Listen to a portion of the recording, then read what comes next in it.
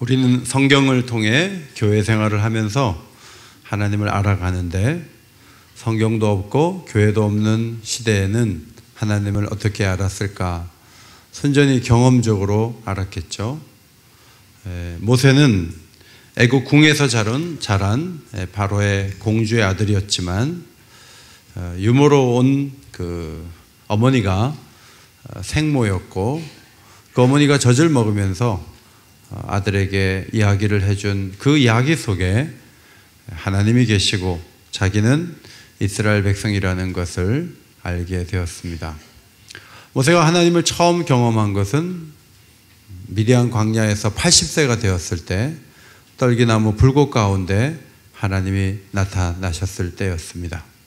하나님이 바로에게 보내시려고 나타나셨는데, 모세의 어려움은 하나님에 대해서 배운 것이 없고 아는 게 없어서 이름을 뭐라고 하면 될까요?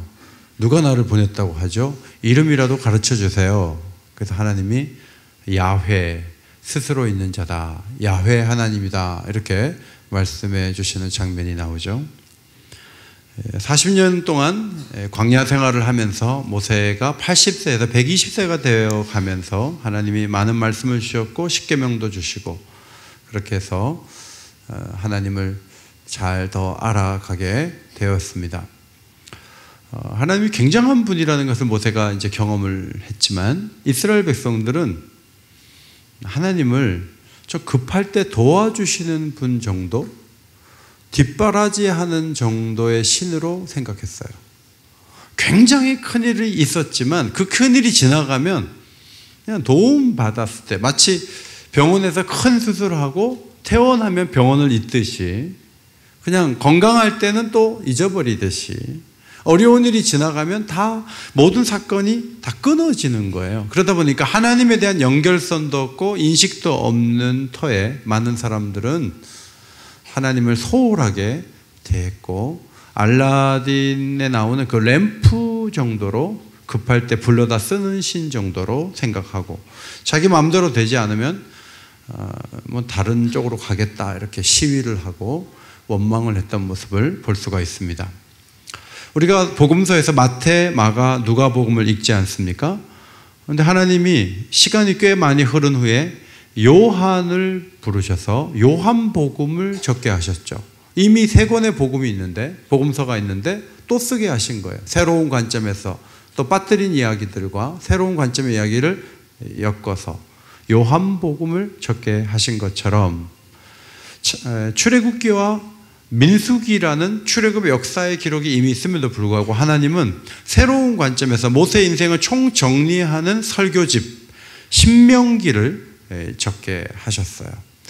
이 신명기를 적은 목적은 2가지로 이해할 수 있습니다. 첫째로는 율법이 짐이 아니다, 너희의 행복을 위해서 율법을 준 것이다, 이것을 생각하게 하도록 하기 위함이었습니다. 두 번째로는 하나님이 어떤 분이신지를 잘 인식하도록 하기 위해서 신명기 말씀을 기록하게 되었습니다. 오늘 우리가 읽은 본문은 하나님을 직접적으로, 하나님은 이런 분이다라고 모세가 120년 동안 경험한 하나님을 요약해서 6가지로 말씀한 내용이에요. 저는 이 말씀을 읽으면서 이것이 모세의 하나님에 대한 아주 축약된 진술이다, 이런 생각을 가지고 모세가 경험한 하나님을 오늘 좀 소개를 하고자 합니다. 첫째로는 하나님은 신들 가운데 신이시며 주들 가운데 주시며 크신 분이다 하는 것이죠.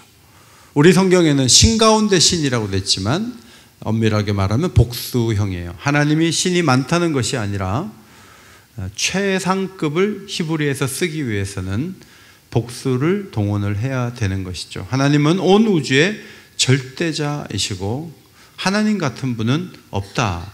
그분은 최고의 신이시고 최고의 경배를 받으셔야 된다. 그렇게 모세는 첫 번째로 기록하였습니다. 우리가 아는 것처럼 창세기 1장 1절, 태초에 하나님이 천지를 창조하시니라. 하나님은 말씀으로 천지를 만드셨습니다. 빛과 궁창, 땅, 풀과 씨 맺는 채소, 큰 광명체와 작은 광명체, 그리고 별과 낮과 밤, 계절, 하나님이 다 만드셨고, 에덴 동산을 마련하시고 거기에 두 사람 아담과 하와를 두셨습니다. 하나님은 유일한 신이시죠. 여러 신을 골라 잡아서 그 중에 하나를 우리가 선택해서 오늘 주일 예배를 드리러 나온 게 아니죠. 사실 신은 하나님밖에 없어요. 나머지는 다 미혹하는 것이고 없는 거예요. 그런데 하나님만이 섬김의 대상이니까 십계명에 보면 어떤 신도 두지 말라 이렇게 말하고 있죠. 어떤 형상도 만들지 말라. 눈에 보이지 않는 하나님을 내가 조절하기 위해서 만든다면 그것은 스스로 부패하여 자기를 위해 만드는 행위에 불과하다 하는 거예요. 여러분, 해와 달과 별을 볼 때 이게 움직이잖아요. 그리고 해는 얼마나 큽니까? 우리 장로님들하고 우리 하루 MT를 갔다 왔는데 발왕산에서 이렇게 해가 지는데 그 근처를 빨갛게 이렇게, 그러니까 고대인들은 그 신의 분신처럼 여기는 거죠. 그게 그 시대 사람도 당연했겠다 할 정도로 태양은 굉장하죠. 그러나 하나님은 흑암재앙을 3일 내리시면서 다 이것이 내가 만든 피조물이다. 너희들이 섬기는 해라고 할지라도 3일 동안 아무것도 보이지 않는 걸 보면 내가 맡고 있지 않느냐. 이건 피조물이다 라는 것을 역사 가운데 보여주신 적이 있습니다. 모세는 신명기 마지막에서 하나님이 굉장한 분이고 자상하신 분이고 놀라운 분이다 하는 것을 32장 4절에서 이렇게 적어요. 자, 우리 중층에서만 한번 같이 읽겠습니다. 시작.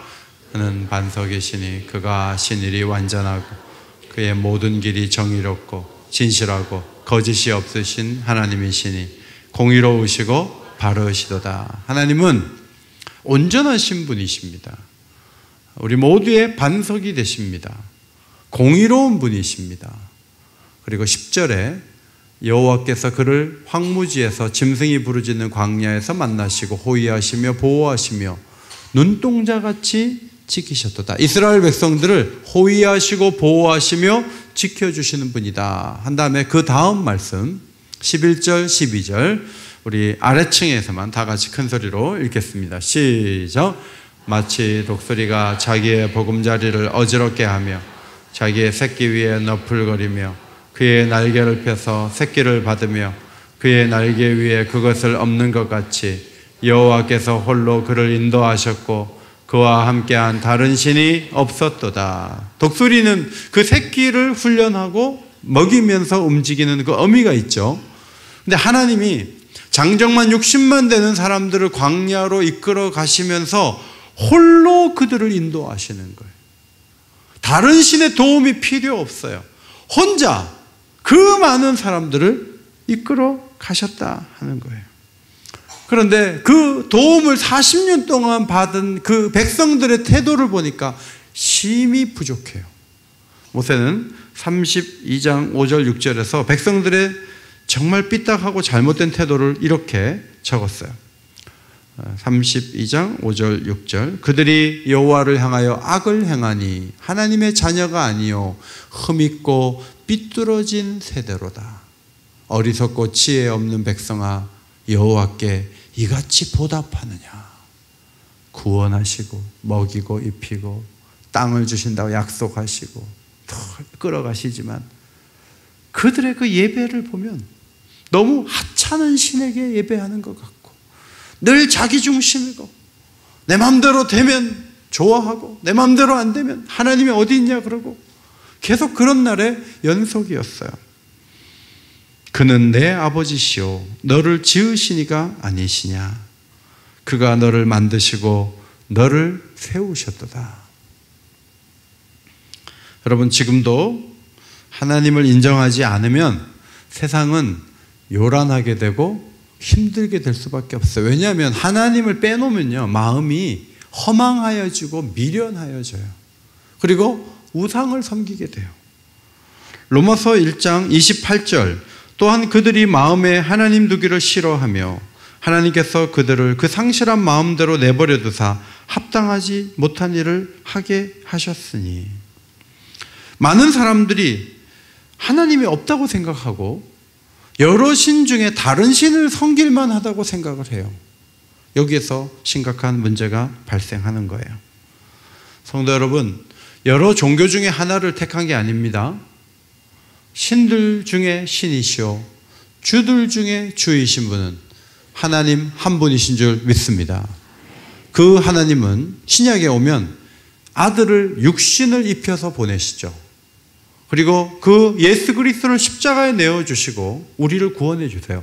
이런 신은 한 분밖에 없어요. 그 한 분을 잘 섬겨야 돼요. 그 한 분에게 최선을 다해야 돼요. 모든 것을 드려도 아까운 것이 없어요.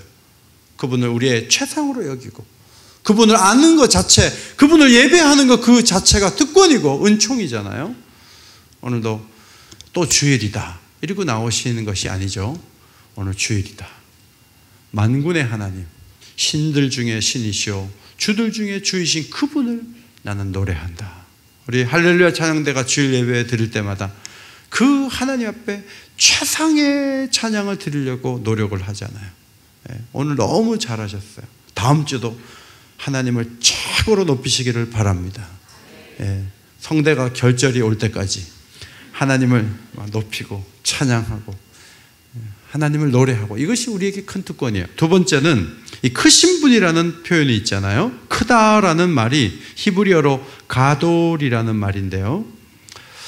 이건 보통 고대 왕에게 사용되는 단어였다고 해요. 영어의 가장 가까운 번역은 great이라는 이 단어예요. 이 great이라는 단어는 5가지 의미, 히브리어를 말하는 거예요. 5가지 의미를 영어로 가져올 수 있는데 하나는 규모에서 굉장히 크신 분이라는 거예요. 규모에서. 우리하고 달라요. 욥기서를 보면 하나님의 규모가 너무너무 커서 욥이 그냥 얼른 회개해버리죠. 규모가 다르신 분이에요. 그분을 빛으로 말한다면 매우 강렬한 빛에 비유할 수 있어요. 그분의 음성으로 말하면 너무 큰 소리여서 천둥소리 같고 그렇게 번역이 되죠. 그분은 다른 모든 것과 구별되시는 분이세요. 그리고 시간적으로 말하면 그분은 영원전부터 영원까지 계신 그런 분이세요. 그런데 이스라엘 백성들은 그분을 예배하는데 잘 모르니까 레위기서를 주면서 5가지 제사를 가르쳐 주시고 이렇게 예배하라라고 가르쳐 주셨던 것이죠. 감사한 것은 하나님은 선하신 분이라는 거예요. 미워하라 하지 않고 사랑하라 하셨고 거짓말하며 살라 하지 않고 정직하라고 명하셨습니다. 우리 보고 그분의 필요를 채우는데 앵벌이처럼 움직여라 하지 않고 우리의 모든 필요를 채워주시는 분이 하나님이라고 가르쳐 주시고 경험케 하시는 거예요. 일만 하다가 사라지라 하신 것이 아니고 우리의 모든 수고가 헛되지 않다고 약속해 주신 분이십니다. 그 크신 하나님께서 고기 달라고 징징거리는 이스라엘 사람들을 위해서 모세에게 말씀하셨어요. 1달 동안 먹여줄게. 모세가 깜짝 놀랐어요. 예? 1달이요? 우리 아이들이 크면서 오리 먹으러 가서 1마리 주세요. 6명인데 애들이 작아가고 제가 주로 먹고 애들은 몇 절음 안 먹으면 다 배불렀는데 애들이 막 크면서 애들이 막 젓가락질이 막 거세지는 거예요. 그래서 내가 똑같이 먹으면 애들이 못 먹으니까 서서히 엄마하고 아버지는 이제 조금씩 먹어야 돼요. 정말 넉넉하게 먹으려면 2마리는 시켜야 돼.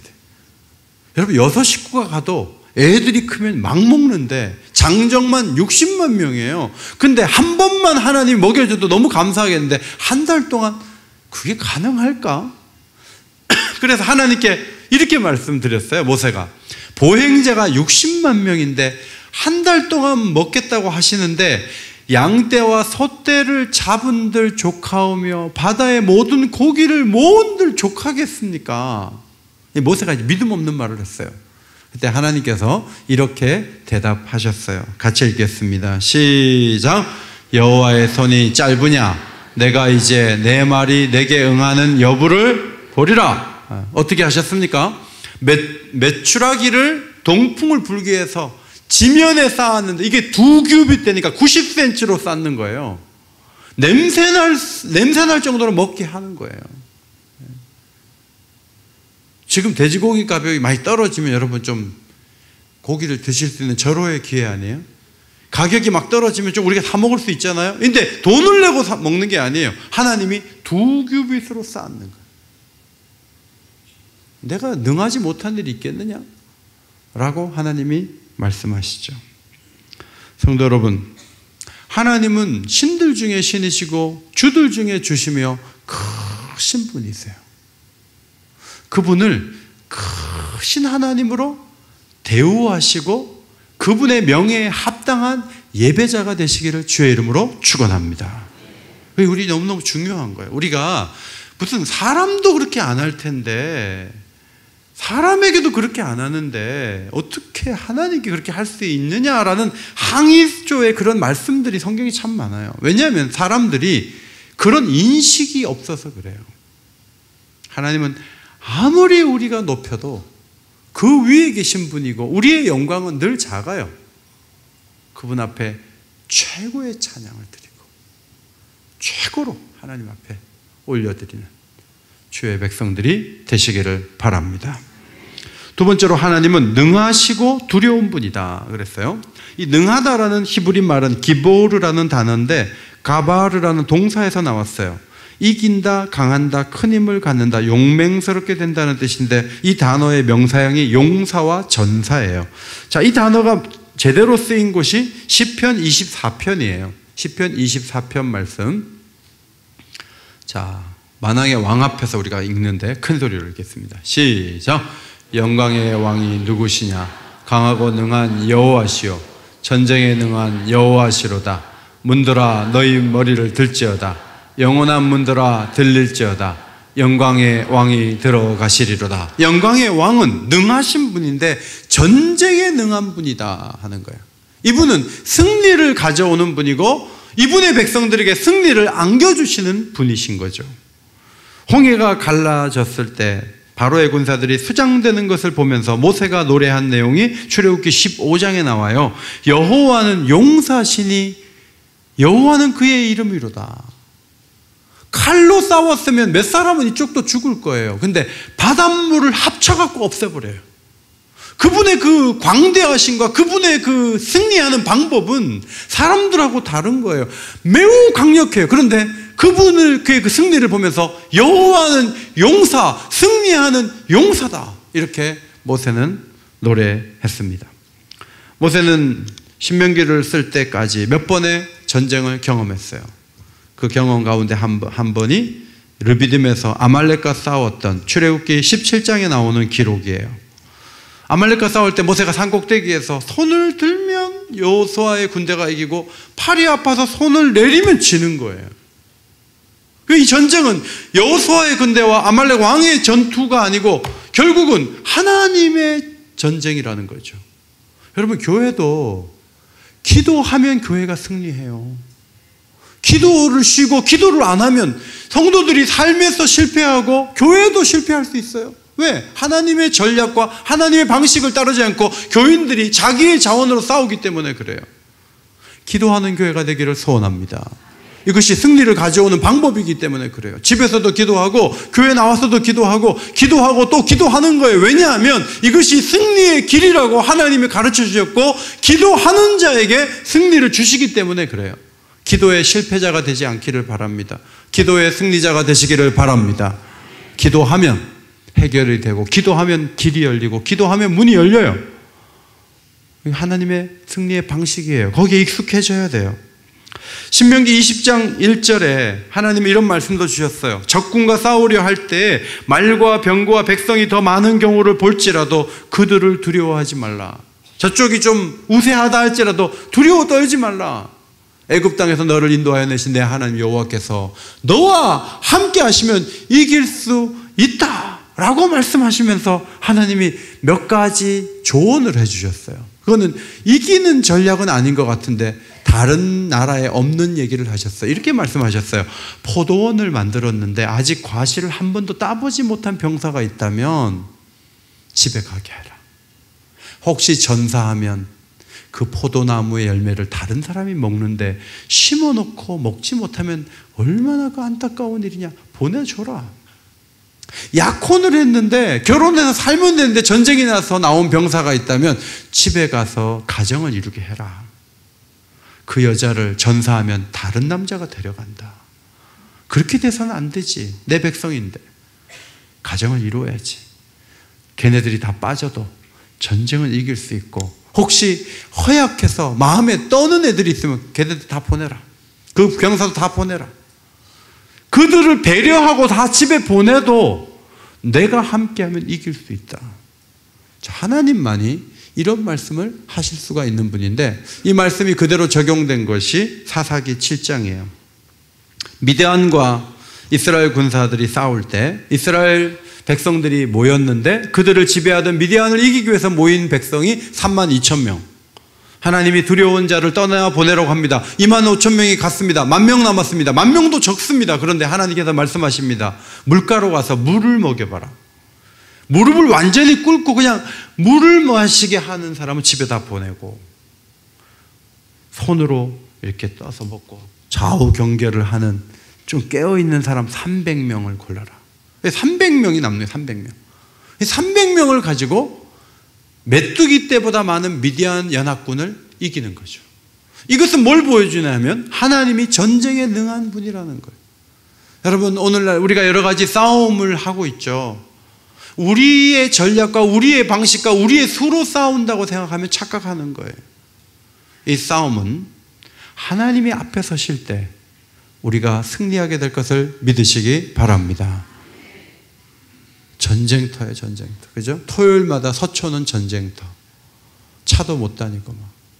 전쟁터예요. 그런데 우리의 눈에 제일 심각한 전쟁은 시위하는 그런 게 아니고요. 우리 내면에서 일어나는 전쟁일 수 있어요. 우리 내면에 두 개의 자아가 있는데, 하나는 원수 마귀가 자극하면 움직이는 자아가 있고, 성령의 말씀과 성령의 감동에 따라 움직이는 자아가 있는데, 이 두 자아가 늘 싸우는 거예요. 그런데 마귀가 자꾸 끄는 대로 가면 망하는 거예요. 이 전쟁에, 내 안에서 일어난 전쟁에서 이겨야 된다는 것을 가르치기 위해서 고린도전서 9장 27절에 사도 바울이 유명한 말씀을 남겼어요. 앞에 보시고 같이 읽겠습니다. 큰 소리로 시작.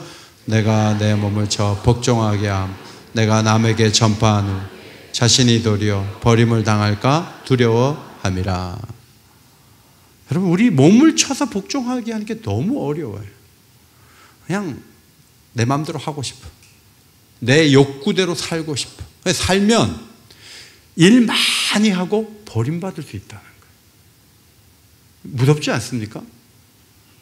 그렇게 되면 곤란하다는 거예요. 그러니까 나와의 싸움이 제일 치열하고 제일 어려운 거예요. 대단한 사람이 된 것 같은데 어느 날 초라하게 돼요. 언제든지 그렇게 될 수 있어요. 그래서 자기와의 싸움, 하나님이 도와주시면 이길 수 있죠. 성령을 의지하면 이길 수 있죠. 그 다음에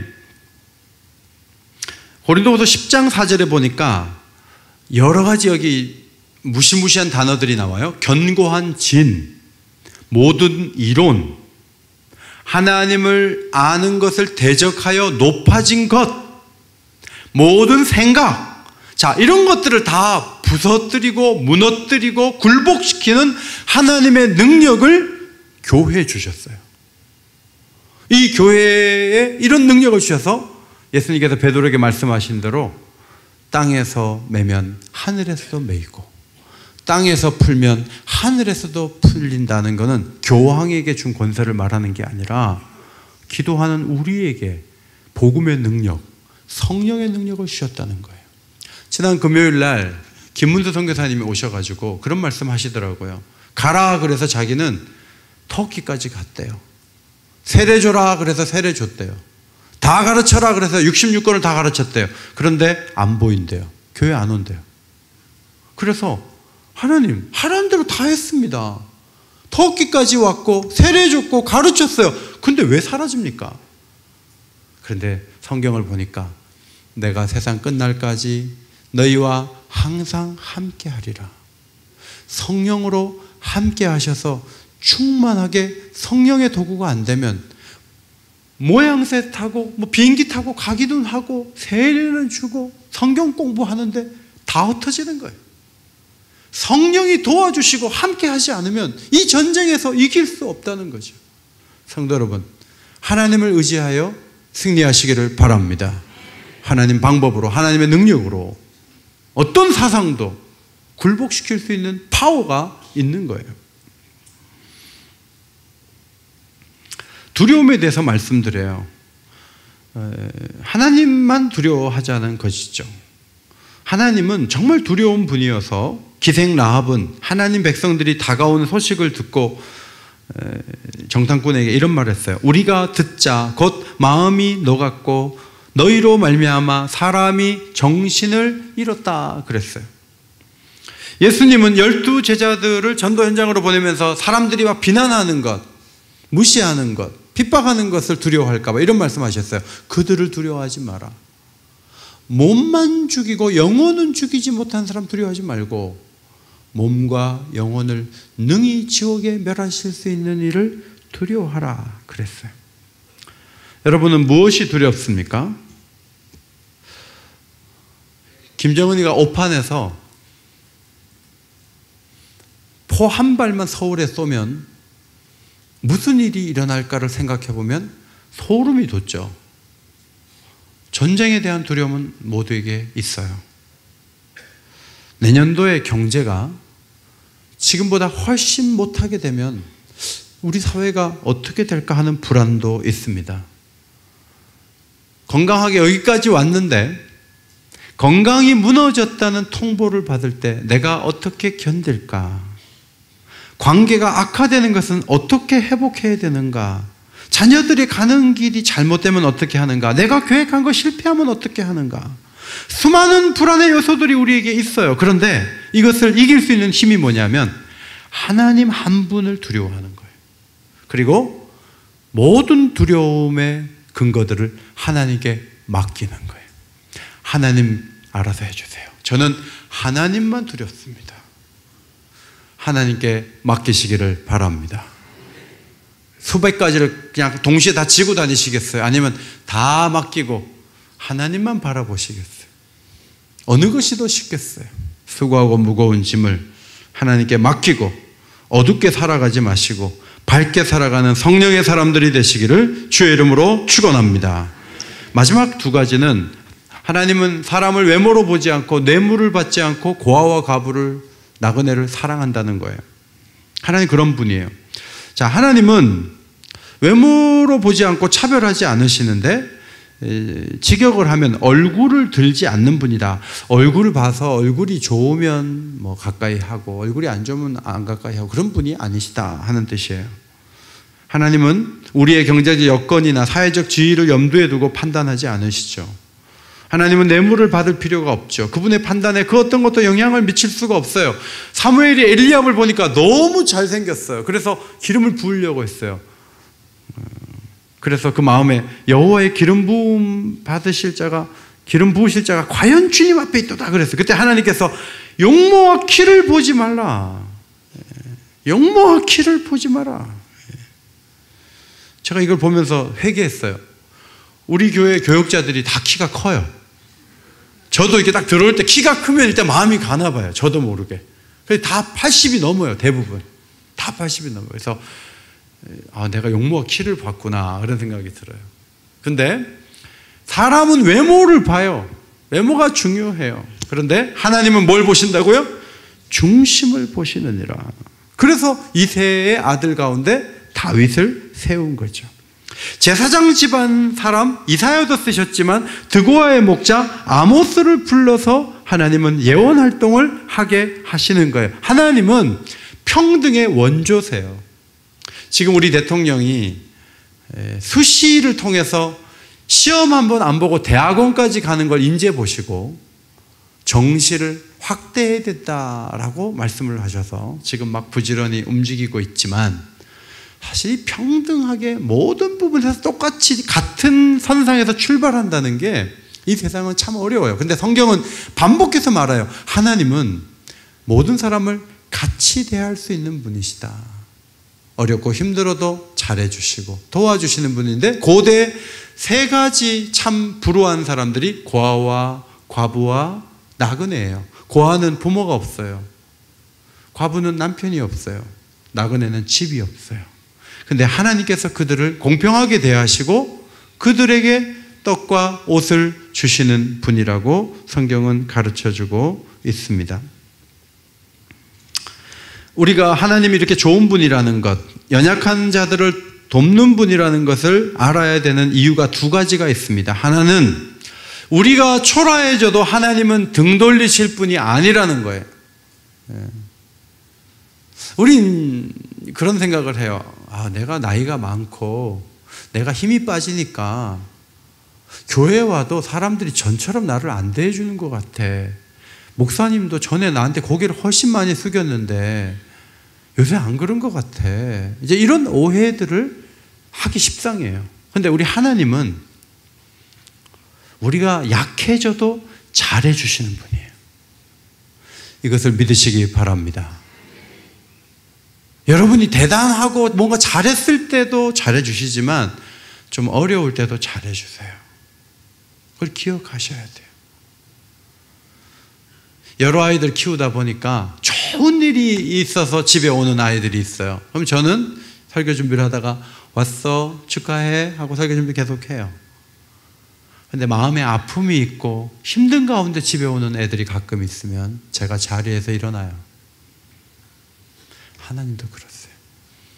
여러분이 약하고 힘들 때 하나님 여러분 무시하지 않아요. 더 도와주시고 더 붙잡아 주실 거예요. 믿으시기 바랍니다. 두 번째로는 하나님 마음으로 우리도 그렇게 고아와 가부와 나그네를 사랑하라는 거예요. 주님의 손가발이 되어서 섬기라는 거예요.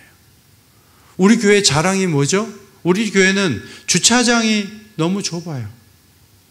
우리 교회는 불편함이 많아요. 1000여 명이 이 좁은 공간에서 막 움직이는 주일날은 모두가 불편한 것 같아요.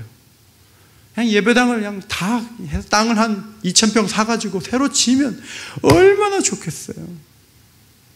근데 우리 교회 자랑은 땅이 넓거나 건물이 크다는 것이 아니고 우리 교회 자랑은 장애를 갖고 있는 형제 자매들이 그래도 편안하게 와서 말씀 듣고 성경 공부하고 같이 밥 먹고 사랑을 나눌 수 있는 게 우리 교회의 자랑이에요. 우리 교회는 시각장애인을 위해서 점자 프린터가 2대나 있다고요. 우리 교회는 10%의 장애인이 있는 교회예요. 그리고 노년에 드신 우리 시니어들은 점점 더 몸이 거북해져 가요. 그럼에도 불구하고 교회 가면 사랑이 있더라. 그 느낌이 없다면 어떻게 이 교회에 오겠어요? 교회를 더욱 하나님의 마음으로 가꾸는 아름다운 공동체로 만드시는 주의 백성들이 되시기를 바랍니다. 지난 주간에 시니어 야외 모임 끝나면서 마치면서 제가 근처에 있는 목사님들 8가정 1박 2일 MT를 했는데 제가 제일 부임한 지 오래됐어요. 요새는 목사님들 모임 가면요 절반이 교회 사임하거나 어려움을 너무 크게 겪는 분들이 점점 많아지는 거예요. 그래서 제가 얘기를 들어주려고 이제 모이는데 얘기가 막 너무 기가 막힌 얘기, 저는 경험해보지 못한 기가 막힌 얘기를 제가 듣는 거예요. 정말 말도 못하는 말할 수 없는 얘기를 막 들어요. 그러면 저도 마음이 너무 무거워져요. 어떻게 도울 수도 없어요. 그냥 들어주는 거예요. 그러다가 제가 하나님 얘기를 시작하는 거예요.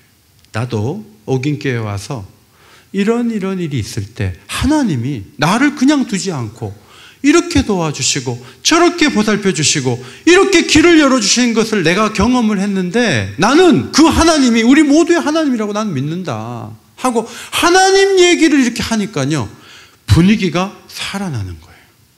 분위기가 좋아지는 것이고 소망의 빛이 보이는 거예요. 여러분 얘기의 결론이 여러분이 자랑하는 거, 여러분이 실패한 거, 여러분의 그 복잡한 거, 그거 가지고 사람들하고 나누고 그거 가지고 끝납니까? 그러면 누구는 올라갈지 모르지만 누구는 힘든 거예요. 그런데 모든 이야기의 결론이 하나님으로 모아지고 하나님께 집중하고 하나님 주신 사랑을 기억하고 간증할 수 있다면 가정을 살리고 교회를 살리고 사회를 살리게 될 줄 믿습니다. 오늘 모세는 키는 하나님께 있다는 거예요. 가나안을 정복하는 키도 하나님께 있고 이스라엘의 미래도 하나님 손에 있다는 거예요. 그 하나님을 초라한 신으로 보고 작은 신으로 보고 자기 마음대로 행동하지 말라는 거예요. 그분이 베푸신 그 명령을 붙잡고 그분이 우리를 사랑하여 주신 이 율법을 짐으로 여기지 말고 그분이 하라는 대로 가면 행복한 길을 걸어갈 수 있다고 선포하고 있는 것이죠. 언젠가 우리가 세상을 떠날 때 얘들아 하나님은 이런 분이야 하고 몇 마디를 남길 때 어떻게 하나님을 표현하고 이 세상을 떠날 수 있을까? 어떤 결론을 내리고 전해주고 갈 수 있을까? 이것을 늘 염두에 두시고 하나님께 집중하고 하나님을 아는 일에 자라날 수 있는 모든 성도들이 되시기를 주의 이름으로 축원합니다.